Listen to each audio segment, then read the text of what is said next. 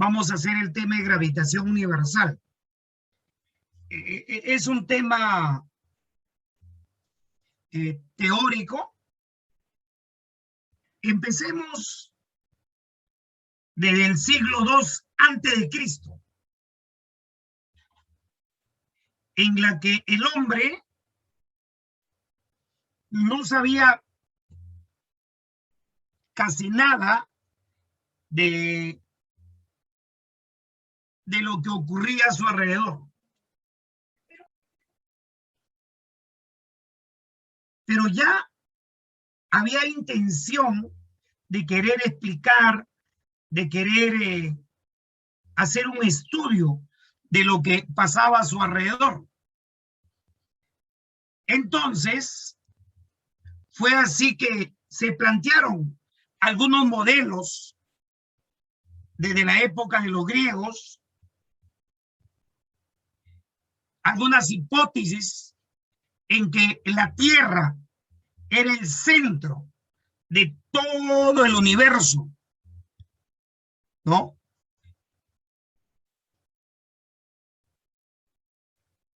Y que los planetas, incluyendo el Sol, describían trayectorias curvilíneas alrededor de la Tierra. Fue así que el señor Claudio Ptolomeo formula la teoría geocéntrica, en donde la Tierra era el centro del universo y los planetas, algunos planetas que se conocían en esa época, describían unas trayectorias bien complicadas que se le conoce con el nombre de trayectorias epicicloidales. Mientras que 14 siglos después, el monje polaco Nicolás Copérnico establece la teoría heliocéntrica, donde el Sol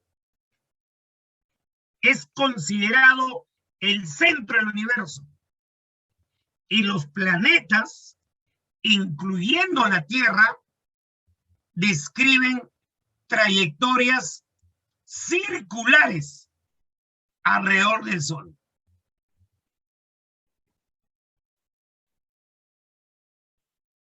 Fíjense la teoría de Ptolomeo, donde los planetas describen trayectorias epicicloidales, mientras que la teoría de Copérnico, el movimiento solamente es circular alrededor del Sol.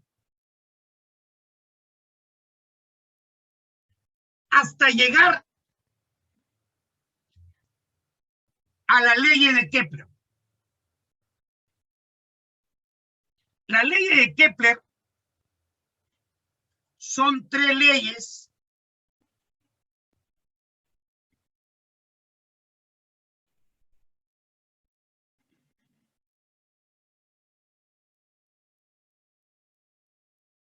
que fueron trabajos de su maestro Tycho Brahe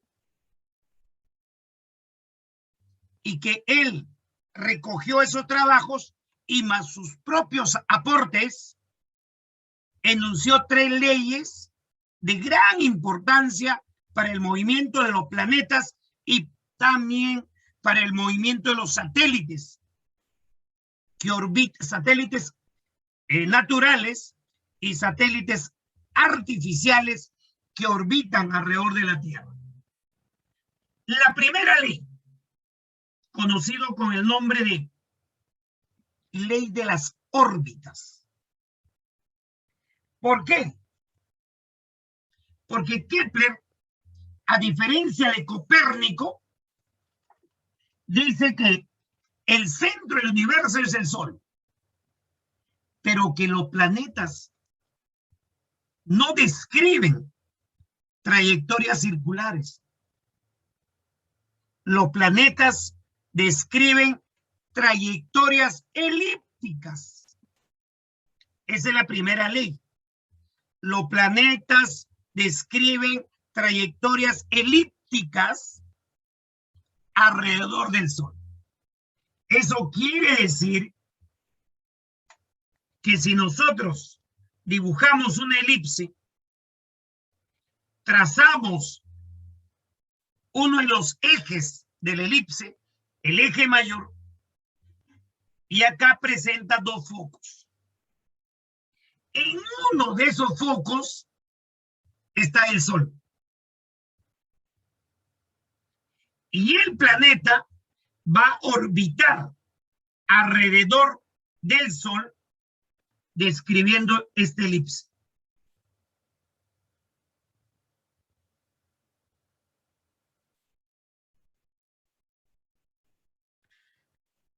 Este puntito, que es un punto de la elipse y que a su vez es el punto más alejado del Sol, recibe el nombre de afelio.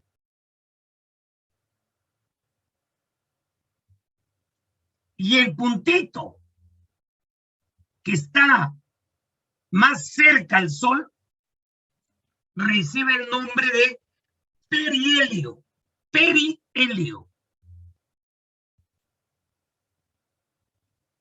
Esto sería distancia mayor o radio mayor, distancia menor.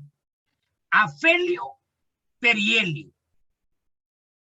O sea que en estos momentos la Tierra se está acercando al perihelio. La Tierra debe estar por acá debe estar la Tierra, acercándose al perihelio. ¿Entiendan eso? El punto más alejado recibe el nombre de afelio y el punto más cercano al Sol se llama perihelio. Entonces, ya en la época de verano, cuando nosotros estábamos entrando ya a los meses de enero, febrero, la Tierra debe estar pasando por este lugar. ¿De acuerdo? Esa es la primera ley de Kepler, cuyo trabajo se basó en su maestro Tycho Brahe. O sea que más o menos un promedio de 24 años. Son 14 años del maestro Tycho Brahe más 10 años de trabajo adicional de Kepler. Pero eso ya es otra historia. Mejor entremos a la segunda ley. En la segunda ley, Kepler nos dice que el radio vector que une el planeta con el Sol, o el Sol con el planeta, barre áreas iguales para intervalos de tiempos iguales. ¿Ven esa parte sombreada que va describiendo el planeta alrededor del Sol? Esas áreas son iguales para intervalos de tiempos iguales. Repito, los arcos no son iguales. Cuando digo arco, me refiero a la longitud de arco. Eso no, sino el área, la región que ustedes están viendo iluminada, esas áreas son iguales para intervalos de tiempos iguales. Por ejemplo, cada 2 meses el planeta barre áreas iguales. 2 meses, áreas iguales. 2 meses, áreas iguales. Ahora, estudios que se han realizado después de Kepler,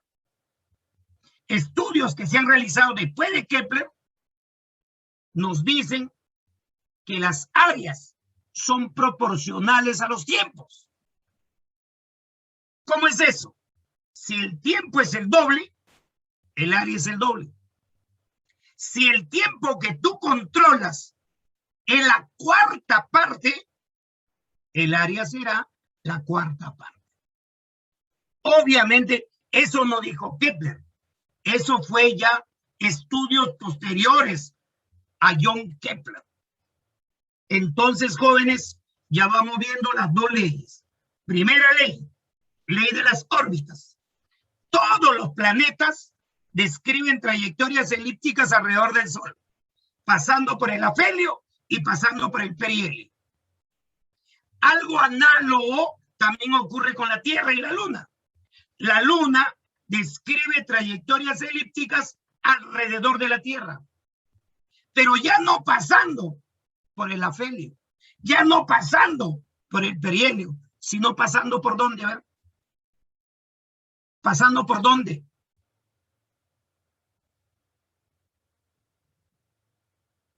¿Nunca han estudiado esto en geografía? Fíjense que hay unas olimpiadas de astronomía, que hay chicos de Perú que participan a nivel mundial, pasando por el apogeo y perigeo. Ya cambia de nombre. En vez de afelio, apogeo. Y en vez de perihelio, perigeo. ¿Por qué? Porque estamos hablando con relación a la Tierra. Claro, claro que tiene sentido. Muy bien, Daniel, muy bien. Claro. ¿Por qué? Porque estamos hablando con respecto a la Tierra. Ya no estamos hablando con respecto al Sol. Por ejemplo, otro de cultura. Marte también tiene dos satélites. ¿Cuáles son? Por acá en el chat, Deimos, uno de ellos es Deimos, falta el otro.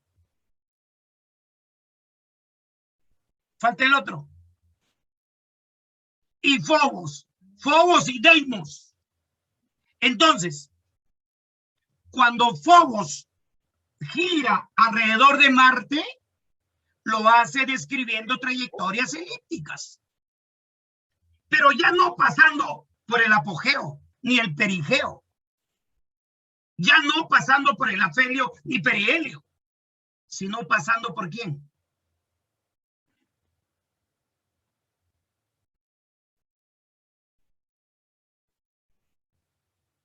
Bueno, yo tengo que continuar. Se lo dejo como tarea.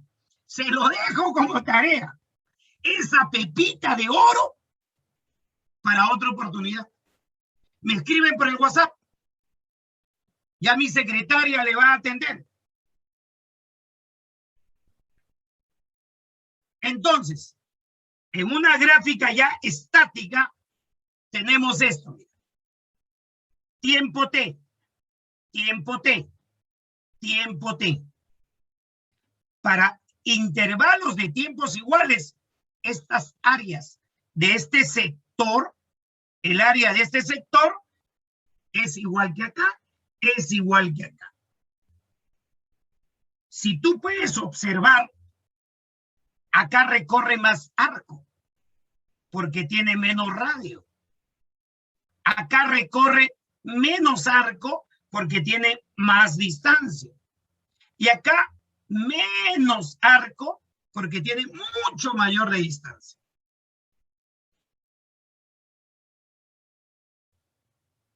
Entonces, generalizando la segunda ley de Kepler, podemos decir, a mayor tiempo, mayor área.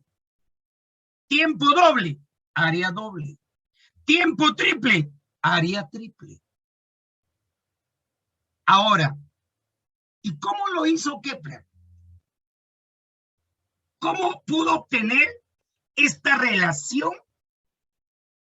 Si en esa época no había cálculos matemáticos tan sofisticados como la tenemos ahora. A ver, alguien que me conteste. ¿Cómo hizo Kepler?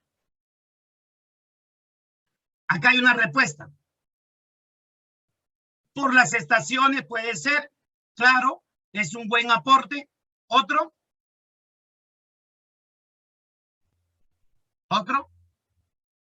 por las observaciones que hacía durante todas las épocas del año y sus anotaciones que iba haciendo, ¿no? Por las sombras que generaba, etcétera, etcétera. Todo de forma empírica. Todo de manera empírica. Tercera ley de Kepler. La ley de los periodos. La ley de los periodos. La primera ley, ley de las órbitas. La segunda ley, la ley de las áreas.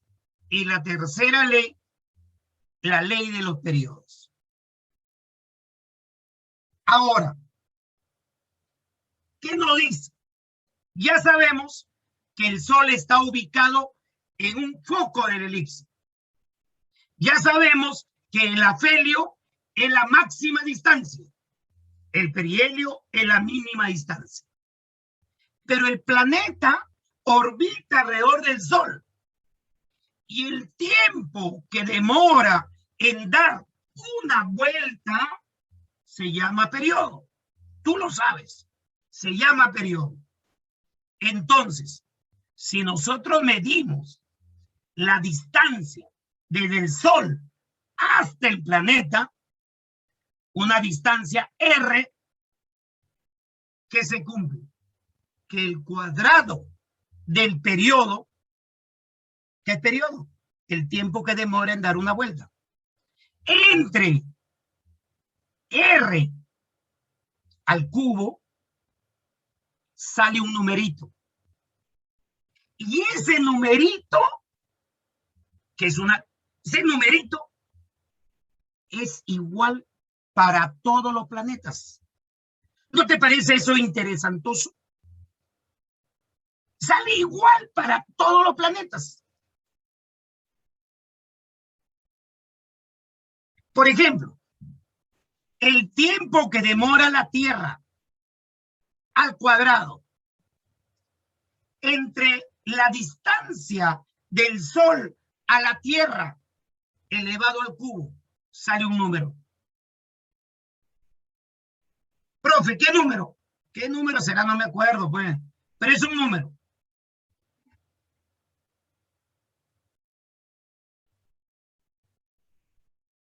Ahora, Júpiter. El tiempo que demora Júpiter en dar una vuelta al cuadrado entre la distancia del Sol hasta Júpiter al cubo. ¿Lo divido? Sorpresa, sale el mismo número. Sale el mismo número. ¿Cuánto es ese número? No me acuerdo, pero si quieren más tardecito lo demuestro y sale ese número. Y es igual para todos los planetas. Por ahí me preguntaba, profe, ¿ese número solamente es para el sistema solar? Sí, pero para otros sistemas, porque hay que recordar que el Sol, nuestro Sol, no es el único Sol que tenemos. En el universo existen otros soles con sus planetas y cada planeta con sus satélites.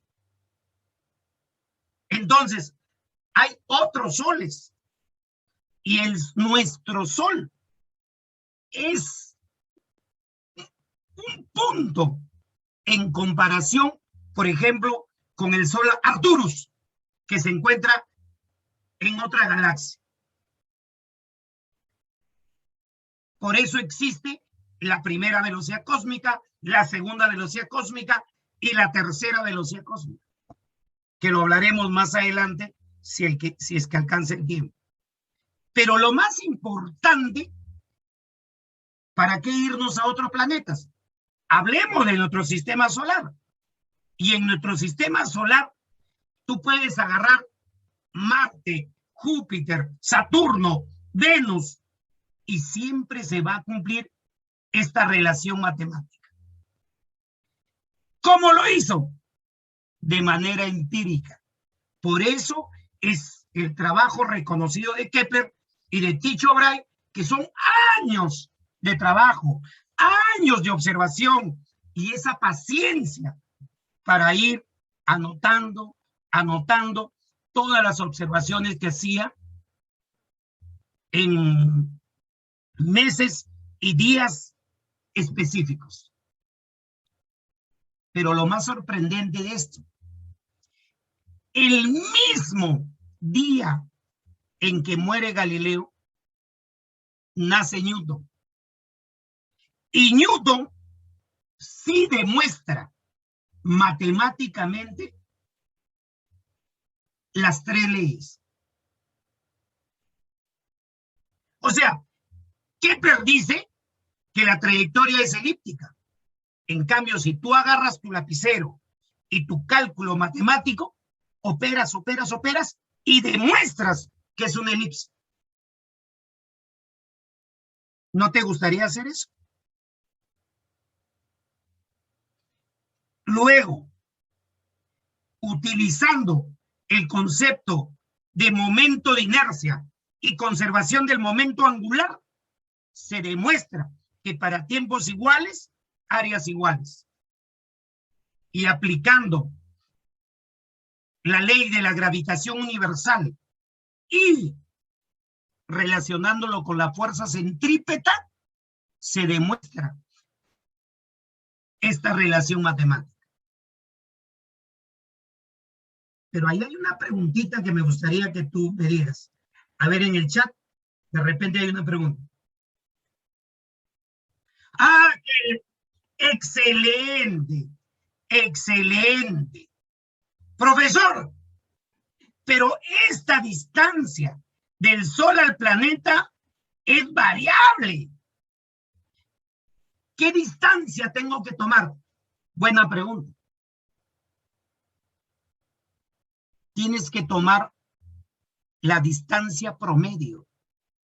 Porque efectivamente, como el planeta describe una elipse, la distancia del Sol al planeta, del Sol al planeta, va variando.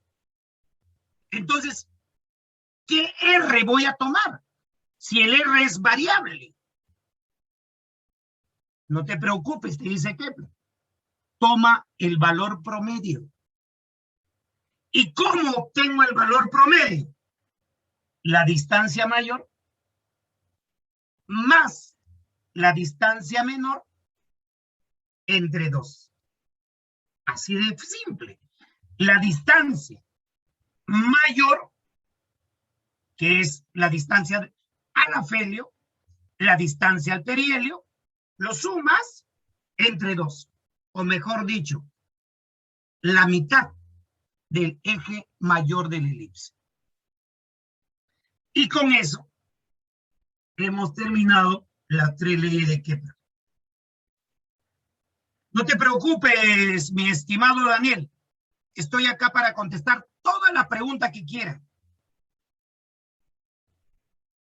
Ley de la gravitación universal. Hay una película respecto a las vivencias de Isaac Newton y él, como una persona muy tímida, todo lo escribía, pero no lo publicaba. Por temor a que lo critiquen, por temor a la contradicción, por el odio que tenían las mujeres. Hay una serie de cosas que les contaré en otro momento. ¿Qué dice Newton? Newton dice, 2 cuerpos, cualquier par de cuerpos que están interaccionando debido al campo gravitatorio que genera cada cuerpo. Por ejemplo, mi mouse genera un campo gravitatorio, mi lapicero genera un campo gravitatorio. Todos los cuerpos que tienen masa crean a su alrededor un campo gravitatorio. Esto es algo natural. La Tierra a su alrededor crea un campo gravitatorio que no lo vemos porque es materia dispersada. es materia que se esparce en el universo. Entonces, si nosotros tenemos dos cuerpos o estudiamos dos cuerpos, lo que vamos a observar es lo siguiente. Tengo la masa M1, tengo la masa M2. ¿Qué es lo que he hecho ahí? ¿Qué es lo que he hecho? Eso ya te enseñé. Lo que he hecho es encerrar al cuerpo 1. Así como Sedapal pone una cinta de color amarillo cuando está haciendo su trabajo, eso se llama encerrar, estudiar, trabajar en un sistema. Entonces yo acá quiero estudiar al cuerpo 1. Y al estudiar al cuerpo 1, voy a observar que hay una atracción de parte de M2 sobre M1. Hay una atracción. Profesor, pero yo he puesto mi televisor y he puesto mi ropero cerca y yo no veo que se atrae. Lo que pasa que no se ve porque hay otras fuerzas que hacen de que esta fuerza misteriosa no se note. Por ejemplo, el rozamiento. Por ejemplo, el peso. Pero si tú agarras una plomada y lo pones a una pared, vas a notar cierta inclinación. La verdad que sí existe esta fuerza. Lo que sucede es que esta fuerza es muy pequeña. Solamente se nota cuando los cuerpos son enormes. Por ejemplo, entre la Tierra y el Sol, entre los planetas, entre los satélites. Ahí se nota. Pero entre un ropero y mi escalera, entre mi cuaderno y un libro, no se nota. ¿Y sabe por qué? Por esto, mira. Por esto. Es que esta constante es 6,67 por 10 a la menos 11. Y esta constante es insignificante y que hace que la fuerza no se note en nuestra vida cotidiana. Debo de aclarar que este valor, sí, joven, sí, esta fuerza es muy parecida a la fuerza eléctrica. Es muy parecida. También es muy parecida a la fuerza magnética. También. No. Esta constante, no te la aprendas. Te lo van a dar como dato. No es necesario que te aprendas este valor. Pero lo que sí yo quería aclarar, que este valor no lo encontró Newton. Este valor fue encontrado por el señor Henry Cavendish, utilizando una balanza de torsión. Por eso a Henry Cavendish se le conoce con el nombre como el primer hombre que pesó la Tierra. Porque gracias a ese valor de 6,67 por 10 a la menos 11, se pudo encontrar el peso de la Tierra. Y ahora viene una pregunta, pero una pregunta de otro leve. ¿Qué sucede si yo tengo una piscina y en esa piscina coloco los cuerpos separados una distancia? Pregunta: la fuerza de atracción gravitatoria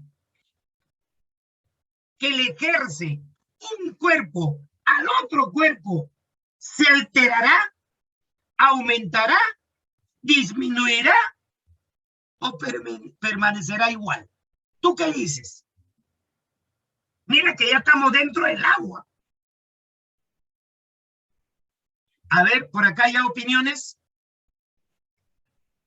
Uno dice cambia, la fórmula creo que permanece. La respuesta es igualito. Agarro a uno de ellos, lo analizo y veo con que uno atrae a dos.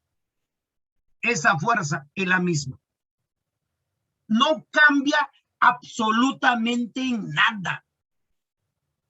Por esa razón es que este G, cuidadito ahí chicos, este G se llama constante de gravitación universal. No cambia en agua, en petróleo, en querosene, en aceite, en gasolina, aire, éter, lo que sea. Esto no cambia. Y esa es la gran diferencia con la fuerza magnética. Porque la fuerza magnética sí depende del lugar donde estamos. Y esa es la gran diferencia con la fuerza eléctrica. Porque la fuerza eléctrica sí depende del lugar donde trabajamos. En el aire. De repente lo hacemos en el agua. De repente lo hacemos en querosene. De repente lo hacemos en petróleo. Cambia la fuerza eléctrica. Pero la fuerza gravitatoria no cambia. No cambia. Y hay una teoría. Sí, la ley de la gravitación publicada por Isaac Newton sí tenía la constante, pero no tenía el valor. Newton decía, ahí hay una constante, pero no tenía el valor que es 6,67 por 10 a la menos 11, porque eso fue encontrado después por Henry Cavendish. Aplicaciones. Miren, tenemos M1, M2. Igualito, todo igualito. Pero vamos a darle otro enfoque. Voy a pasar rápido. Comparen esta ecuación de Newton con la anterior. Esto está expresado en forma vectorial. Por suerte, esto no usamos a nivel pre. Profe, entonces, ¿para qué lo pone ahí? Lo pongo porque para que veas que cuando tú entres a una competencia de física internacional, en el cual yo también te puedo preparar, vamos a estudiar gravitación universal, pero de modo vectorial. Fíjense esta ecuación y fíjense la ecuación. Acá es más simple. ¿Por qué? Porque esto es el módulo. El módulo de la fuerza, y esto es la fuerza. ¿De acuerdo, muchachos? Variación de G. Gracias a la ley de la gravitación universal y al cálculo diferencial e integral de Newton, nosotros podemos hacer ya un montón de cosas. Y uno de ellos es cómo calcular la aceleración de la gravedad de cualquier planeta. Tú sabes que seguramente en tu estudio de caída libre te han dicho que la gravedad es 9,8, 9,81 algunos. Y algunos dicen 10. Pero ¿alguna vez te has preguntado de dónde sale? ¿Cómo se obtiene ese 9,81? Eso lo vamos a hacer acá. Eso se puede obtener gracias a la ley de la gravitación universal de Newton. Veamos. Esa es la Tierra. Nosotros colocamos un cuerpo en cualquier lugar alrededor de la Tierra, en cualquier lugar. Entonces medimos. Ahí está la atracción de parte de la Tierra. Entonces, por la segunda ley de Newton, fuerza resultante igual a masa por aceleración que ya hemos visto, decimos, el P es masa por aceleración. Pero la aceleración en esta ocasión es la gravedad. En cualquier momento nos cortan, en cualquier momento nos cortan. Pero por la ley de la gravitación universal que hemos estudiado hoy día, este P es G, masa de la Tierra, por la masa del cuerpo, entre la distancia, que es R, al cuadrado. Entonces, el P, por la segunda ley de Newton, es